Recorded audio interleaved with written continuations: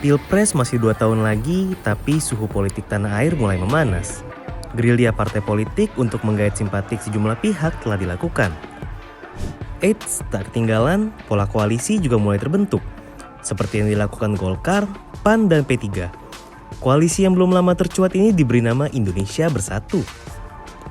Sosok Airlangga Hartarto nyaring terdengar sebagai pengeber utama bersatunya koalisi ini.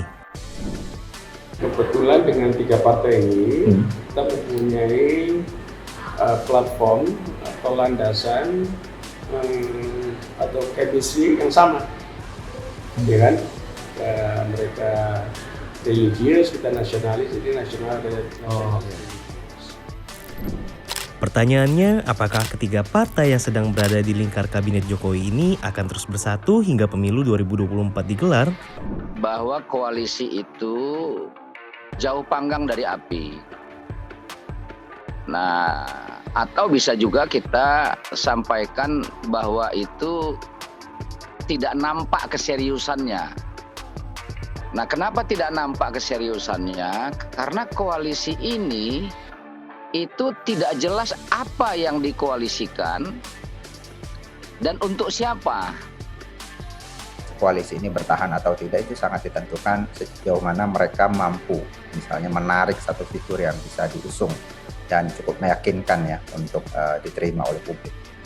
Kalau itu tidak terjadi agak susah mungkin dipertahankan.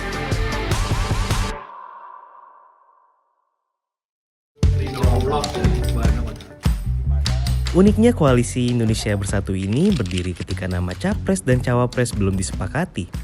Sang koordinator koalisi sekaligus bendahara umum Golkar, Dito Ganinduto, mengatakan untuk menyatukan visi misi antar 3 parpol ini membutuhkan waktu 3-4 bulan. Kemudian kita ditugaskan untuk berkomunikasi terus. Saya juga beberapa kali rapat dengan mereka untuk memfollow up apa yang sudah kita sepakati selama ini. Kedepannya kayaknya kita kan ada roadmap yang ada kerja politik, strategi pemenangannya segala macam ada. Namun koalisi pertama yang terbentuk jelang Pilpres 2024 ini rupanya kurang harmonis. Di internal Golkar tampak ada perselisihan. Politisi Partai Beringin Andi Sinulinga bilang koalisi ini belum serius. Sebab belum ada perjanjian hitam di atas putih baik kontrak maupun aturan main koalisi, sehingga legalitasnya pun diragukan. Ia menilai koalisi ini hanyalah gimmick politik, sehingga berpotensi bubar di tengah jalan. Soal legalitas, ya, soal legalitas. On the paper kan kita nggak lihat koalisi itu, ya kan?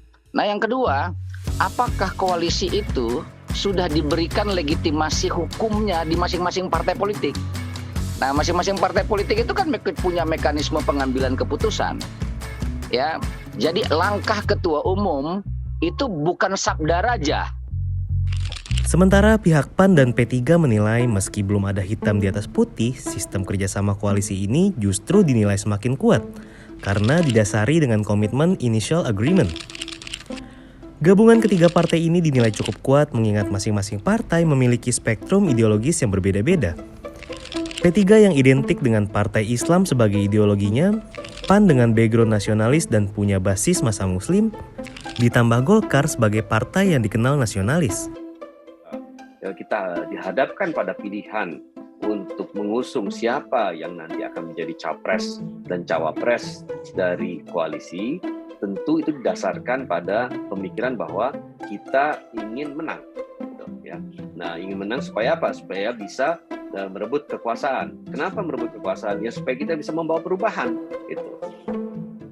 Tak hanya itu, gabungan ketiga partai ini sudah memenuhi ketentuan presidensial threshold, yaitu 24% dari suara kursi di DPR.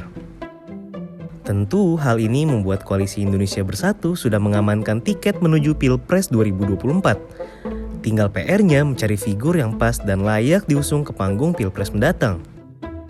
Saya kira itu kekuatan yang penting. Tapi lagi-lagi persoalannya itu mereka tidak punya figur sekarang ini. Bicara mengenai bursa Capres 2024 dari berbagai survei, tentu sudah tak asing mendengar nama Prabowo Subianto, Anies Baswedan, dan Ganjar Pranowo.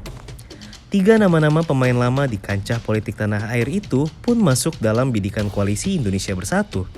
Begitu pula dengan nama Ketua Umum Golkar, Airlangga Hartarto.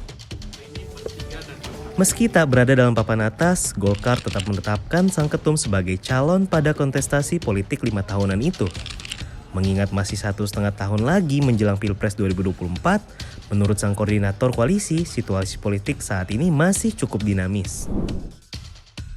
Hanya karena Golkar itu dalam munasnya sudah memutuskan mengusung ketua umumnya untuk jadi capres, maka ini kan harus kita hormati.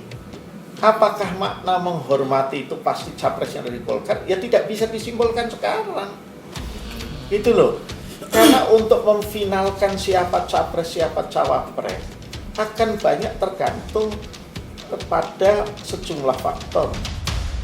Siapapun nama yang diusung partai politik dalam Pilpres 2024 mendatang, publik harus benar-benar jeli menerawang agar tak terjebak dalam manuver dan gimmick politik yang semu belaka.